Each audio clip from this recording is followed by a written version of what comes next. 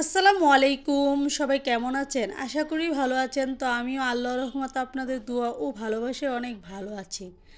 তো গ্রামে গ্রামে এসেছি, গ্রামের বাড়িতে। তো আমার মায়ের বাড়িতে যেহেতু এসেছি, পিঠা খাবো না সেটা কি হতে পারে? আর যদি হয় আমার মায়ের হাতের পিঠা, তো সেটা তো আর কোনোভাবে মিস করা যায় না। তো সকালবেলা উঠে মা জিজ্ঞেস করছিল আমরা কি পিঠা খেতে চাই। তো আজকে বলেছিলাম একটু ভাপা পিঠা বানানোর জন্য। সকালে ঘুম থেকে উঠে রেডি টেডি হয়ে আমার মায়ের সাথে প্রায় আধা ঘন্টা হেঁটে আসলাম।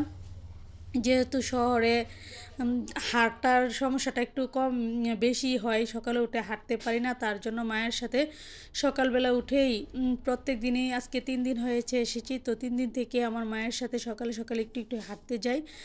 ভালোই লাগে সকালবেলা, একদম চারোদিকে কুয়াশা অন্ধকার আর ঠান্ডা, মানে ইয়েতে হাঁটতে খুবই ভালো লাগে এই ওয়েদারে। শীত শীত লাগে, একটু শীতের কাপড় পরে যেতে হয় আর কি। তো হাঁটা শেষ করে এসে মা বাপা পিঠার জন্য সব কিছু প্রস্তুত করে নিয়েছে। তো প্রস্তুত করে সুন্দর করে পিঠাগুলো বানিয়ে নিচ্ছিল।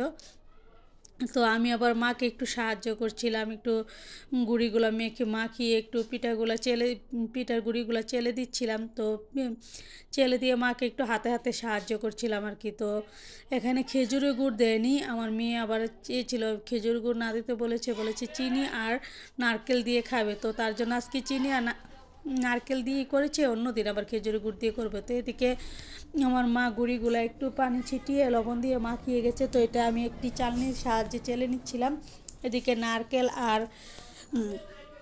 চিনি একসাথে মিক্স করে রেখেছে। এদিকে আমার মা পিঠাগুলো একে একে বানিয়ে নিচ্ছিল। দেখুন কত সুন্দর করে প্রথমে একটা বাটিতে পিঠার গুঁড়িগুলো নিল, তারপর নারকেল আর চিনি দিয়ে দিল, আবারও কিছুটা গুড় দিয়ে ডেকে দিল, না হলে একদম হয়ে যায় আর কি। তো পিঠাগুলো বানিয়ে নিচ্ছে। তো এদিকে আমার বোন একটা ভর্তা বানিয়েছে, মিক্স ভর্তা, একটু আদা বাটা করে, আদা শিলনোড়া আদা ছেঁচা ছেঁচা করে ভর্তাটা বানিয়েছে।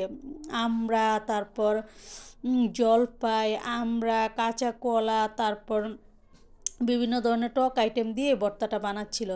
তো আমার বোনের হাতে ভর্তাটা আবার খুব মজা হয় এইভাবে ভর্তাটা বানালে। তো গ্রামে যেহেতু একটু অন্যরকম পরিবেশ হবেই, তো ভর্তাটা বানাচ্ছিল বাহিরে, তো তার জন্য একটু পরিবেশটা অন্যরকম লাগছিল। প্রথমে সবগুলো উপকরণ ছেঁচে নিয়েছিল, তারপর কাঁচামরিচগুলো একটু আদা পিষে নিয়েছিল। তো পিষে নিচ্ছিল ভালোভাবে, পিষে তারপর একটু ধনেপাতাও পিষে নিয়েছিল আগে থেকে। তো সব কিছু একসাথে মিক্স করে তারপর আপনার যা যা লাগে আরও বাকি সব উপকরণগুলো দিয়ে দিবে, দিয়ে ভর্তাটা তো বানিয়ে নেবে।